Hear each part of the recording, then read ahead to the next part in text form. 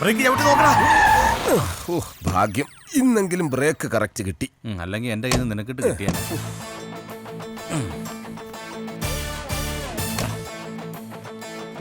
Good morning. Good morning. വെറുതെ നിൽക്കുവാണോ? അതെ. ഒരു ലോഡ് പാഴ്സൽ വണ്ടിയിലുണ്ട്, എല്ലാം എടുത്ത് ഇവിടെ വെച്ചേക്ക്. ശരി. വാ, സൂക്ഷിച്ചെടുക്കണടാ. വെറുതെ അങ്ങോട്ടും ഇങ്ങോട്ടും നടക്കുക. Good morning. Good morning Gen Z. ഇതൊക്കെയാണ് വിശേഷങ്ങൾ. അതെ, പഞ്ചാര അടിച്ചുകൊണ്ട് നിൽക്കാതെ ഈ പാഴ്സൽ എല്ലാം പെട്ടെന്ന് സോർട്ട് ചെയ്യാൻ നോക്കാം. ശരി സാർ. ശരി.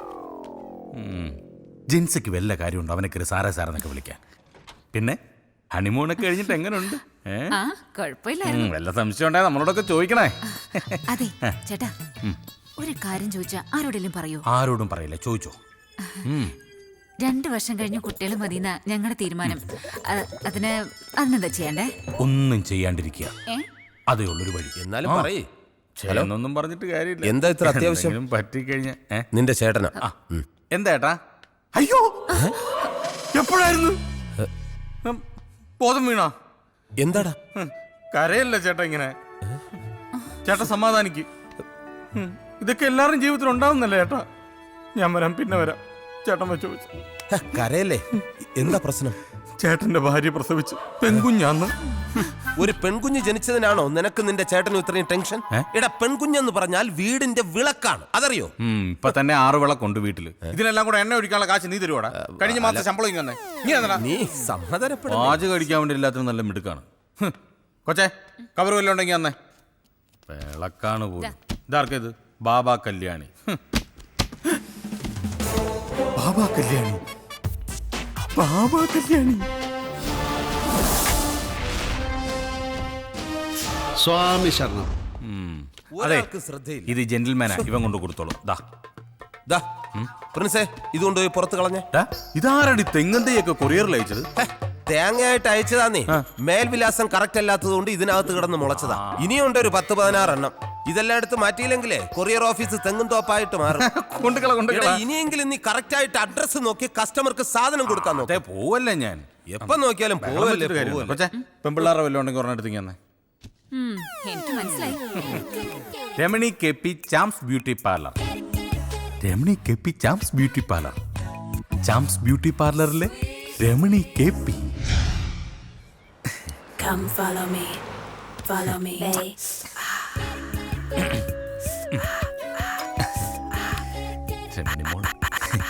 Come follow me, follow me, baby. ആരാ? ഞാൻ കൊറിയന്നാ. കണ്ടിട്ട് ആഫ്രിക്കയിൽ നിന്നാണെന്ന് കരുതി. കൊറിയല്ല, കൊറിയർ സർവീസ്. കേട്ടിട്ടില്ലേ? Super fast courier. ഒരു കവർ ഉണ്ടായിരുന്നു. ഇനി തന്നേക്കാം. സാറിനല്ല, പിന്നെ മാഡത്തിനാ. മേഡമോ? രമണി മാഡത്തിന്. രമണി മേഡമല്ല, മാന ഈ ഞാൻ. അയ്യേ, അതെങ്ങനാ ശരിയാവുന്നത്? രമണി എന്ന് പറയുന്നത് സ്ത്രീയല്ലേ? എടോ, എന്റെ മുഴുവൻ പേര് രമണീദാസൻ നായർ.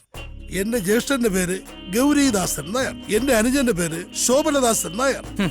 ആ ഈശ്വര റായി സാറിന്റെ സഹോദരി ആവാതിരുന്നു ഭാഗ്യം. അതെന്താ? അല്ലെങ്കിൽ സാറിന്റെ അച്ഛൻ ആ സുന്ദരി കൊച്ചിന് ഭാർഗവൻ പിള്ള എന്ന് പേരിട്ടാനെ. ഒരാള് വന്നിരിക്കുന്നത് എന്നാ ഒപ്പ് വേണ്ട. ഒറ്റ ഒപ്പിയുണ്ടല്ലോ. രമണി ചാച്ചൻ ഞായേരി. വാതിലും തുറന്നിട്ടിട്ട് നിന്റെ അച്ഛൻ ഇത് എവിടെ പോയതാടി? ടിവിയുടെ മുമ്പിൽ കാണും. റോഡ് ക്രോസ് ചെയ്യുമ്പോ വണ്ടി ഇടിച്ചെന്നോ? എന്നിട്ട് ഹോസ്പിറ്റലിൽ കൊണ്ടുപോയില്ലേ? അവസാനം മക്കളെല്ലാം കണ്ടിട്ടാണോ മരിച്ചത്? എന്താ പറ്റിയച്ചാ? എല്ലാം പോയി മോളെ. ആക്സിഡന്റിൽ മരിച്ചു. ഈശ്വര, ആരാ അമ്മവാ? അത്തിമുറ്റത്തെ ജയന്തി. അതാരാ അമ്മവാ? ആ കുങ്കുമപ്പൂവിലെ പ്രൊഫസർ ജയന്തി.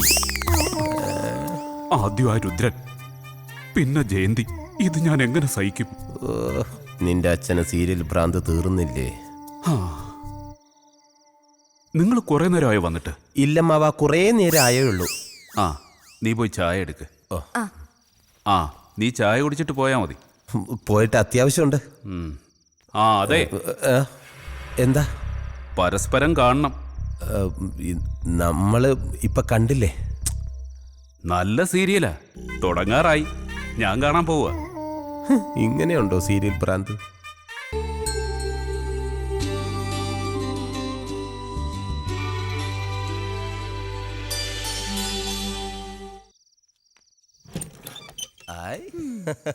ടെങ് ടെങ്. ഹായ്. ദേ നിങ്ങൾക്ക് എല്ലാവർക്കും ഉള്ള ഡ്രസ് ഇത് പിടിച്ചേ. ഈ ഏട്ടന് ഇത്തിരി നേരത്തെ വന്നൂടെ? എടി നേരത്തെ വന്നാ ഇത്രയും സാധനങ്ങൾ നിനക്ക് വാങ്ങാൻ പറ്റൂ? ആ ഇവിടെ ആർക്കൊന്നും അറിയില്ലെന്നാ വിചാരം. അല്ല, മാളി ചേച്ചി എന്ത് പറഞ്ഞു? നിന്റെ നാവിന്റെ നീളം അല്പം കുറയ്ക്കാൻ പറഞ്ഞു. അവിടെ ചെന്ന് ഇത്രയും നേരം അടയിരിക്കാതെ നിനക്ക് ആ പെണ്ണിനെ ഇങ്ങ് വിളിച്ചോണ്ട് വന്നൂടെ? ആ ആഗ്രഹമില്ലാഞ്ഞിട്ടല്ല, ആദ്യം ഇവളെ നല്ലൊരുത്തന്റെ കൂടെ പറഞ്ഞയക്കട്ടെ. നടന്നത് തന്നെ. വിമലേച്ചിയുടെ കല്യാണം നടത്തിയ കടം ഇതുവരെ തീർന്നിട്ടില്ല. ഒക്കെ നടക്കൂടി. പിന്നെ ഇതെന്തിനാ പാതിരാത്രി ബാങ്ക് വിളിക്കുന്നത്? ഇത് വാങ്കുവിളിയല്ല, നിന്റെ പുന്നാര അളിയന്റെ നിലവിളിയാ. സദാസമയം പാർട്ടി പ്രവർത്തനമല്ലേ. ഏതോ സമരത്തിന് പോയി തല്ലും കൊണ്ടോണ്ട് വന്നിരിക്കുക. ആവി പിടിക്കുന്നതിന്റെ ബഹളം ആ കേക്കുന്നേ.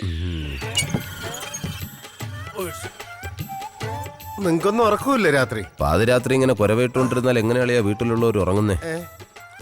അളിയനിത് എന്ത് പറ്റിയതാ? ആണവക്കരാറിനെതിരെ നമ്മുടെ പാർട്ടിക്ക് വേണ്ടി ഒരു കലക്ടറേറ്റ് വളയലുണ്ടായിരുന്നു. എന്നിട്ട് അളിയനാണല്ലോ വളഞ്ഞിരിക്കുന്നത് പാർട്ടി ചിഹ്നം പോലെ. ഇപ്പോഴാടി നിന്റെ ഭർത്താവിന്റെ പേരിനൊരർത്ഥം വെച്ചത്. എന്ത്? TK പ്രഭാകരൻ, തല്ലുകൊള്ളി പ്രഭാകരൻ. ശവത്തി കുത്താതെ അളിയ. അല്ല, ഇനി അടുത്ത സമയത്തെങ്ങാനും സെക്രട്ടേറിയറ്റ് വളയാൻ പോകുന്നുണ്ടോ? ഉണ്ട്. ഡേറ്റ് ഫിക്സ് ചെയ്തിട്ടില്ല. ഫിക്സ് ചെയ്തിട്ട് നേരത്തെ അറിയിക്കണം. എന്തിനാ? ഒരു വളഞ്ഞ ശവപ്പെട്ടി മേടിച്ചു വെക്കാനാ. അളിയ, എന്റെ പൊന്നളിയ, അളിയൻ ഇങ്ങനെ വളഞ്ഞ് എന്റെ പെങ്ങളെ വിധവയാക്കരുത്. പാർട്ടി പ്രവർത്തനം വെറുതെ തല്ലുള്ള. എടേ നമുക്ക് പോയി കിടന്ന് ഉറങ്ങാൻ നോക്കും മനുഷ്യ. നാട്ടുകാരുടെ തല്ലും കൊണ്ട് വന്നിരിക്കുന്നു. ഇനി ഉറക്കം മാത്രം നടക്കൂ. നാളെ തല്ലുകൊള്ളാൻ നോക്കണം. എന്ത് പറ്റിയളിയാ? ഒന്നുമില്ല അളിയ.